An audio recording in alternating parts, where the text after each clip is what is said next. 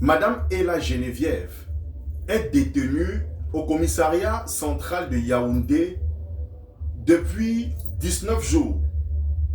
Depuis 19 jours, elle est détenue au commissariat central de Yaoundé. Eh bien, personne n'en parle. Elle est détenue parce qu'elle a eu l'idée d'aller assister aux audiences du Conseil constitutionnel le 4 août dernier. Vous savez que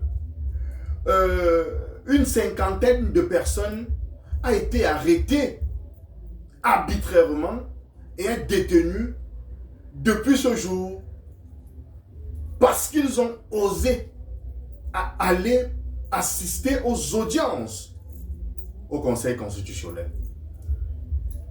Aux audiences du contentieux préélectoral qui a eu lieu le 4 et 5 août dernier.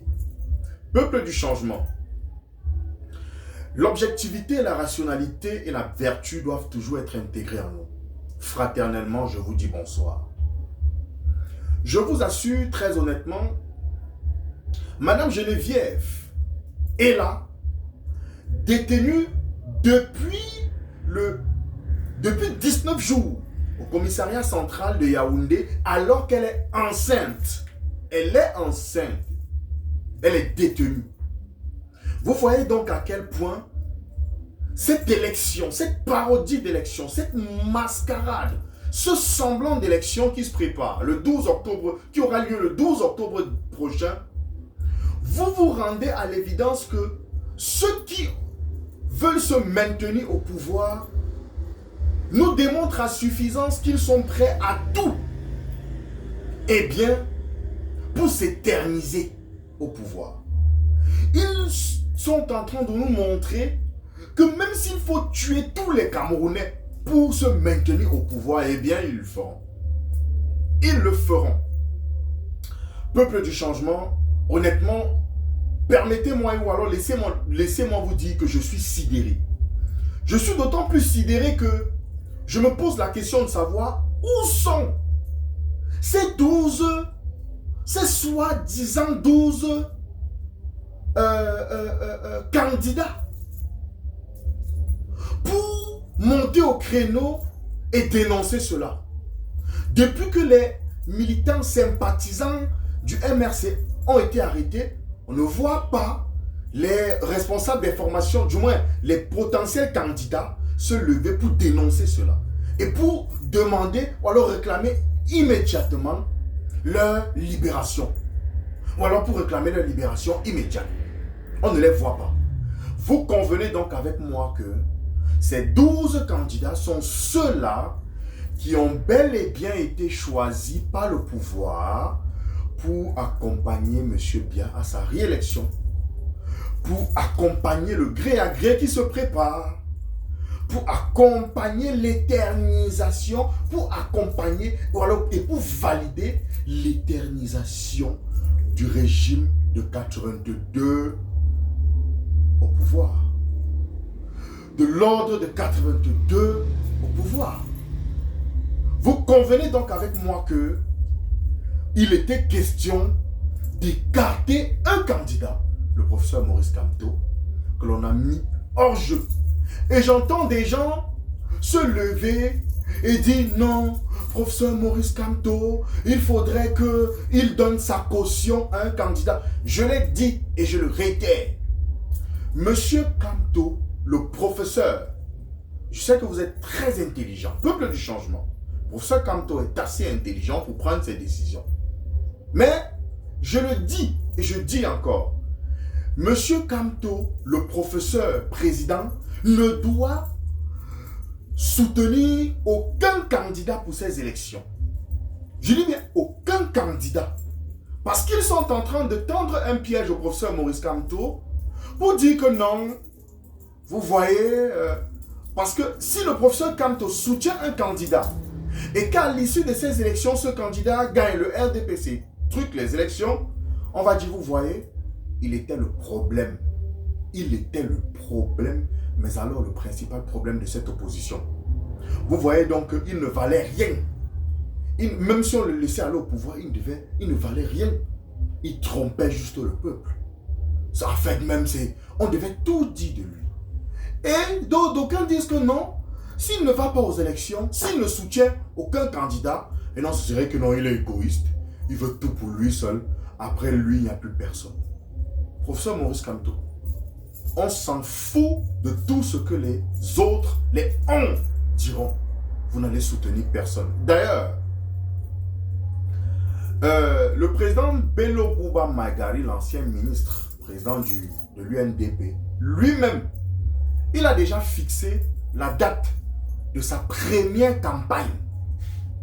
Date de son premier meeting, il a déjà fixé. Eh bien, ça veut donc dire que, a il n'est favorable à aucune coalition. Donc, tout comme M. Cabral Libi qui a dit qu'il fait confiance au Conseil constitutionnel et donc qu'il n'a pas besoin de coalition, y compris M.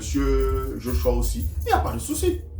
Donc, Bello Bouba, lui aussi, implicitement, le fait savoir, ou alors explicitement même, puisqu'il a déjà donné la date de sa première, de sa première campagne, de son premier meeting. Donc, il faut dire une chose, c'est que ces gars ne roulent pas pour le peuple.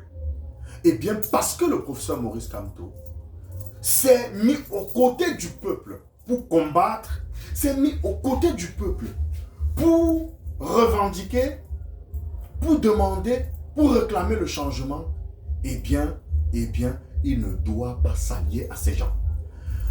Monsieur Kamto a été, mesdames et messieurs, taxé de tous les noms d'oiseaux.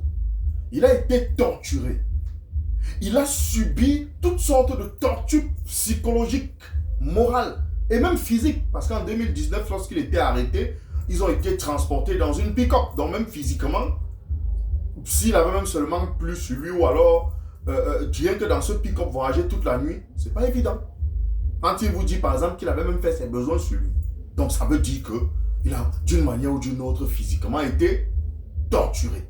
Physiquement, moralement. Ces militants sont décédés dans des prisons. Je pense à par exemple Rodrigue Dagueyo. Ces gens qui sont décédés en prison. Où étaient les Bello Bouba pour fustiger cela? Les autres opposants, ils étaient où pour fustiger cela? Personne n'était là. Personne.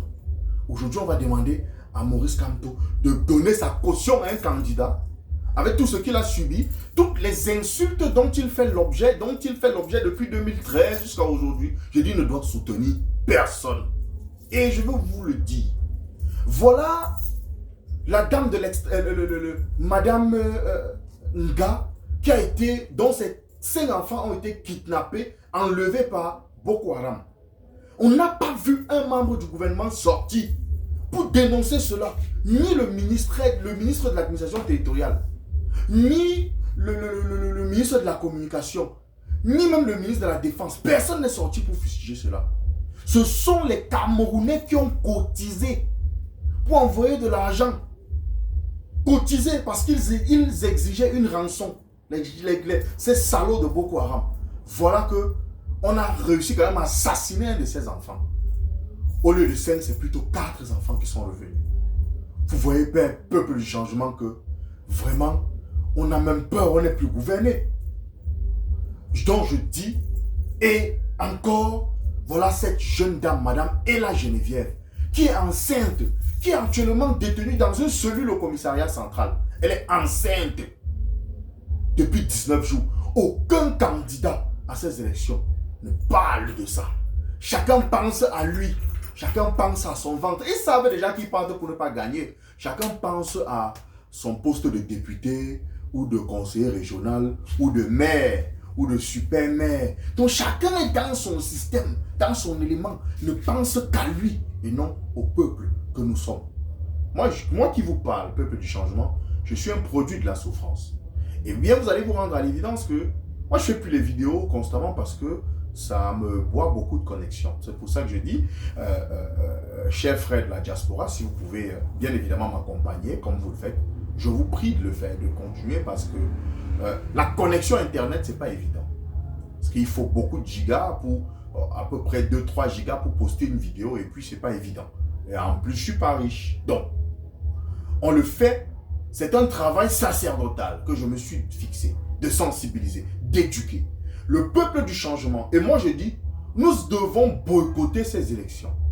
Aucun Camerounais sérieux, normal, qui veut le changement, ne devrait aller voter le 12 octobre prochain. On doit rester chez nous. Parce que voilà d'abord les gens qu'on a arrêtés devant le Conseil constitutionnel, 54 personnes. Aucun de ces candidats ne demande leur libération. Voilà les Boko Haram qui a kidnappé les Camerounais. Aucun de ces candidats ne dénonce. Ni même le gouvernement ne dénonce. Le gouvernement même ne s'est pas empressé, n'a même pas daigné dire que ouais, il faut qu'on revendique.